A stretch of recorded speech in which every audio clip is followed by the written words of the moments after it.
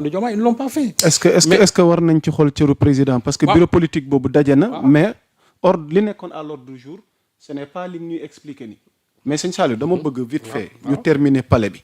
parce que après palais bi. Ousmane dafa def sortie après bureau politique bi daje. mais pour terminer ci palais bi. wax nga ñetti question yu essentielles yi nga xamante ni interpellé nañ ko ci. mais ba tey selon compte rendu yu ñu am. ña demoon palais.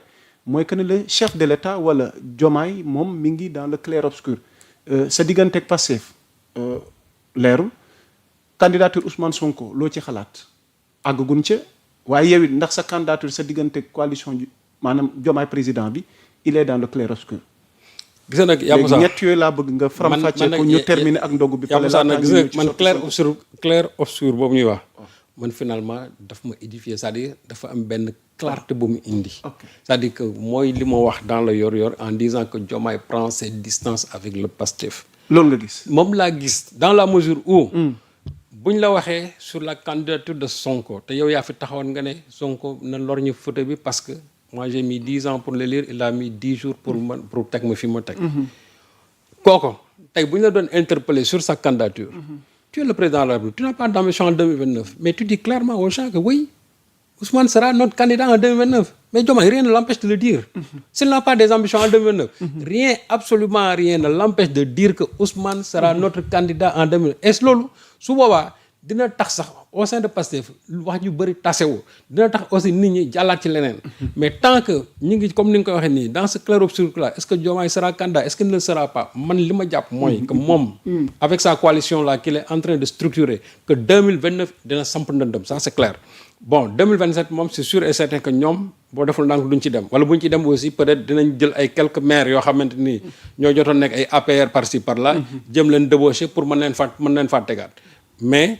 li wóotoon ne mooy 2027 moo tax ma ne la bataille c'est 2027 c'est pas 2029 la bataille décisive foofu il faut que le PASTEF mette le focus sur 2027 c'est-à-dire que ni ñu def ci législative yi faire un raz de marée en 2027 ba contrôler l'essentiel des collectivités territoriales en ce moment-là Ousmane Sonko su ko neexee bu génn ci gouvernement bi parce que dina tey Assemblée nationale dina tey collectivités territoriales qu'est-ce qui lui reste préparer l'événement de 2029 moi je crois que ñoom ci loolu la ñu war a nekk tey donc ce qui s'est passé au palais man daf ma gindi wan ne ma clairement parce que ñenn ñi ñoo bëggul rek gis le soleil.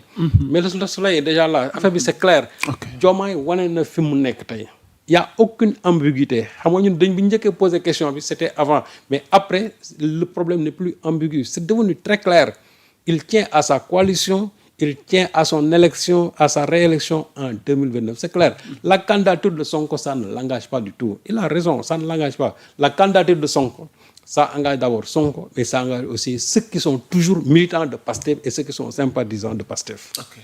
Maintenant, quelle lecture ginnaaw ndogu palais bi par rapport à ce nouveau concept gi Ousmane Sonko lancé muy waxtaan ak pros ak message yi nga xamante ni leeral na ko fa naka la ñuy comprendre des messages Ousmane Sonko ginnaaw li xew palais. D'abord au niveau de la forme c'est pour avoir plus de proximité avec d'affinité avec d'abord ces militants. moo xam ne amul benn barrière là vraiment tout est permis mais en plus le contenu de son intervention boo ko xoolee mën nañ ko résumer sur 10 mais li ci gën a am solo mooy li mu leen njëkk a wax mooy. ne vous focalisez pas sur une coalition boo xamante ni mënuñu gagner benn cabine téléphonique. Et je crois qu'il a raison. Parce que boo gisee chaque fois... Réduit-il la coalition à sa plus simple expression, Sëñ Saliou Gueye? Non, je t'assure. C'est-à-dire que cette coalition-là... Bon, j'ai entendu keroog ñu ne bon, il y aura 400, je ne sais pas quoi, ñoom ñoo fay ñëw. ca ndaje ba. waaw mais 400 yooyu tey. bu élection amoon nga jël 400 yooyu. bu ñu duggee doon voté 200 yi duñu voté pour la coalition. ba ci chef de l'État. non xam naa lu mu la wax. xam nga ñooy wax foofu 400. 400 yooyu tey bu scrutin amoon nga jël 400 yooyu. ñuy woote ci coalition bu lañ nekk. bu ñu duggoon ci urne génn 200 yi laa wax du ñu voté ci coalition boobu. pour dire que les gens ils sont là-bas simplement pour des intérêts personnels. un consortium d'intérêts nga ko. non c'est un consortium d'intérêts tout simplement. GIE politique la c'est des gens qui sont là-bas pour des intérêts purement personnels mais c'est pas pour les intérêts de Diomaye. parce que Diomaye pense que les gens sont là-bas pour lui mais c'est pas pour Diomaye. ku fa nekk fi ñu toll nii. sa bopp nga fa nekkal la preuve.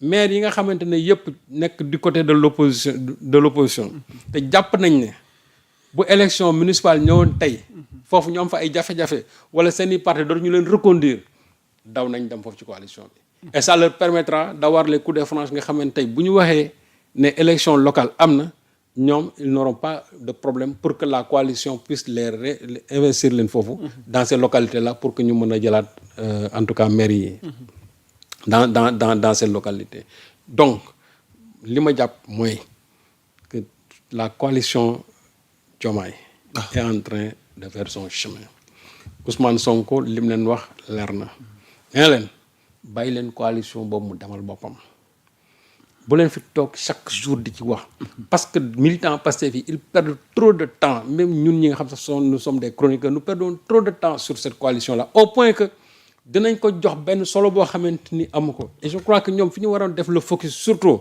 mooy d'abord la remobilisation au sein de leur parti mais surtout les réalisations que le gouvernement est en train de faire et que la politicienne est en train de masquer parce que yaa Moussa jamais un gouvernement n'a fait autant que ce gouvernement-là. Ah bon?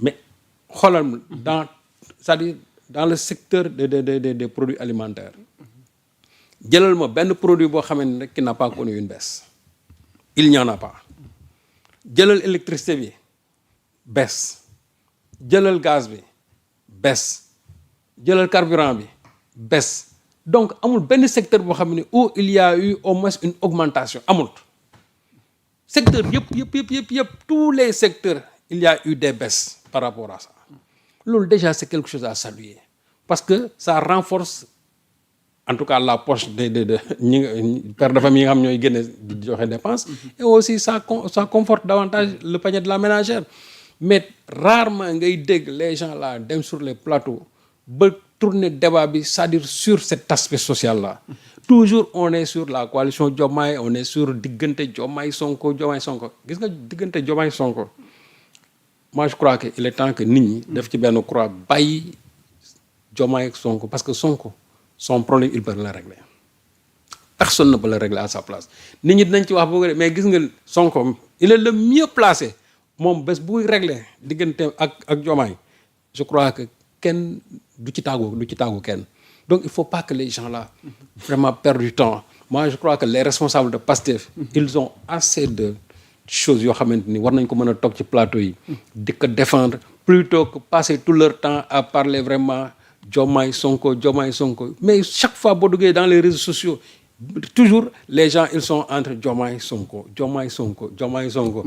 ils perdent trop de temps sur ça au point que Sonko ci boppam moom gis na loolu moo tax keroog dans son intervention lan la wax ne mais focuser sur autre chose et laisser cette coalition là seen sama diggante ak Diomaye aussi vraiment noppalu leen ci parce que bés bu ko waree régler mettre un terme définitivement il va le faire te su koy def du ci tàggu kenn je crois que stratégiquement politiquement Sonko ci boppam moo leen gën nekk stratège. sëñ Saliou li ngay wax nii am na lu muy junj de. ah bien sûr bés bu ko waree régler.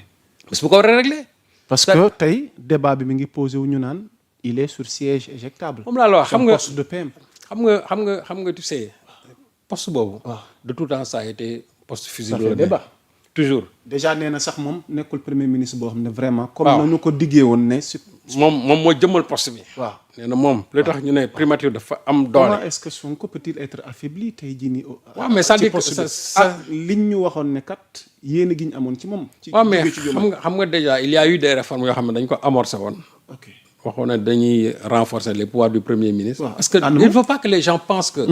renforcer les pouvoirs du premier ministre c'est renforcer Sonko non c'est-à-dire que c'est le poste en tant que tel qu'on a gis nga tey ak loo mën a def tey ci poste bi. gis nga nit ki ci boppam li Sonko wax rek moo ci am solo. gis nga nit ki mooy jëmmal poste